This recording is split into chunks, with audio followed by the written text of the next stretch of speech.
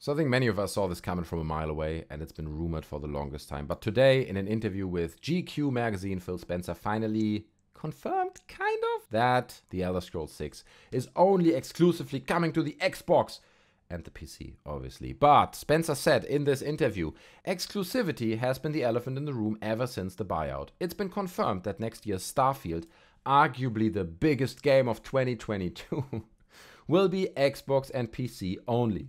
Spencer says he sees the same for The Elder Scrolls 6. In his eyes, Xbox is the whole experience. Xbox Live, Game Pass, cloud gaming, friends lists, save states. It's not about punishing any other platform. Like, I fundamentally believe that all the other platforms can continue to grow, he says. But in order to be on Xbox, I want us to be able to bring the full, complete package of what we have. And that would be true when I think about The Elder Scrolls 6, and that would be true when I think about any of our other franchises.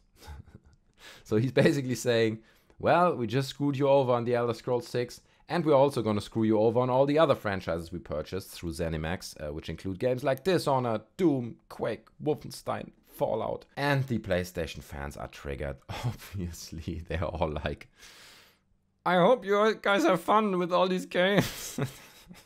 And meanwhile, Phil Spencer's just like, I love this, by the way. I think this is like a Giga Chat version of Patrick Bateman. That's pretty top notch. But we have to look at where this is coming from, okay? If you're a PlayStation fanboy, look in the mirror for a second.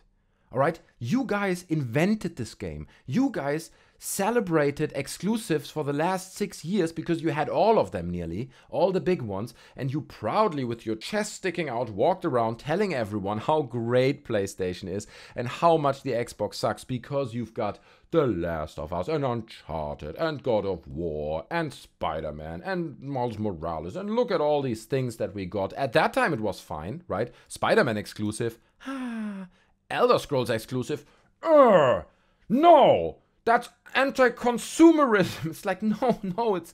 You guys invented it. If PlayStation and Sony wouldn't have played this game so hardcore and pushed it so to the extreme over the years, then I'm sure Xbox wouldn't go down the same route. They just feel like it is time to position themselves in the same corner. Now you have two platforms that have an equal playing field, so to say. And I know you get all these arguments from the PlayStation people. They're like, well, PlayStation at least founds their own studios and develops their first-party games in-house with those studios, while Xbox just goes out and buys studios. That's just unfair. Like, come on, man. That's just a butthurt argument. What are you talking about?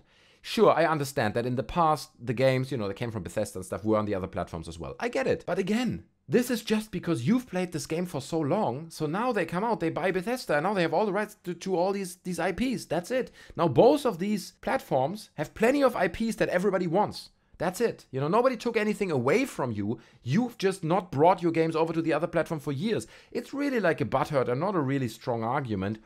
And it feels a little bit like PlayStation has been like the naughty kid on the school grounds, right? That has rich parents and the coolest sneakers and the coolest games and the coolest shit all the time and is bullying everyone, treating everyone like garbage. And nobody else was that rich and wealthy and could kind of keep up with them. But now there's another kid in school. And that kid has equally rich parents and equally cool sneakers and clothes. And he's got everything that this kid got as well. So now there's an equal playing field. There are two of them. But the difference is Sony has acted like garbage for the last few years, including all their fan base. I know people are going to hate me for this, but it's the truth. Everyone just acts like they're something better because they got a few overpriced quadruple A single-player games every year, like 3 or 4 of them. That's already too much, right? You don't get 3 or 4 of them every year. While on the other hand, Xbox is actually making plenty of pro-consumerism decisions right now. For example, Game Pass, all right? And not only Game Pass, but they're bringing all their exclusive Xbox Studio games to Game Pass on day one.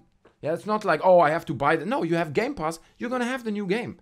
That's a pro-consumer move. You do that for the gamers. PlayStation would never do that, unless they're forced by the competition to do it. They would never come up with an idea like that. Also, bringing all the Xbox exclusives to the PC at the same time. right? They're like, no, you don't need to buy our box. We just want you to be part of the Xbox family. It's coming to your platform. Install the Xbox Store on your PC. You can play any of those games. You want to play the new Forza? It's right there. Just go play it. So they're working hard on creating more inclusivity. Okay, and by the way, I'm not an Xbox fanboy. I couldn't care less, honestly. I'm a PC player. I don't care whether Xbox... If PlayStation would be making great moves at the moment, pro-consumer moves, and they would be the first to introduce all these kind of schemes into the gaming world, I'd be talking about them positively, but they're not. Another point, xCloud, okay? You might not be the biggest fan of cloud gaming. I am not, but xCloud is arguably the best functioning cloud gaming platform out there. Even Google Stadia went to xCloud, asking them for help to get their platform to work better. And again, it's an attempt of inclusivity.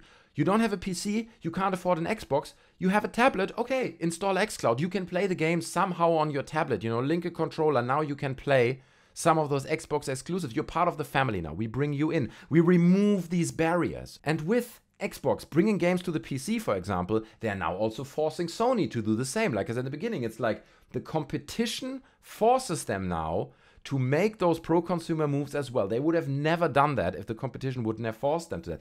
Also, focus on backwards compatibility. Okay, the list just doesn't end. Xbox knows that people love all those games they played a few years back, so they put a lot of focus on even making old discs work in the Xbox, making old titles available for download at affordable prices. And again with that, putting Sony in the spotlight, saying, where's your backwards compatibility? And everyone's like, yeah, that's right, where is it? People complaining, so Sony has to run after them, and they have to kind of look at that as well, even they don't really want to do that. Other example, Halo Infinite, right? The multiplayer is just free to play, day one. They could easily not do that. They could easily say you have to buy the game if you want to play the multiplayer, like it always was, but no. Inclusivity. Bring people on board. Let them play the game. If you have to, make it free.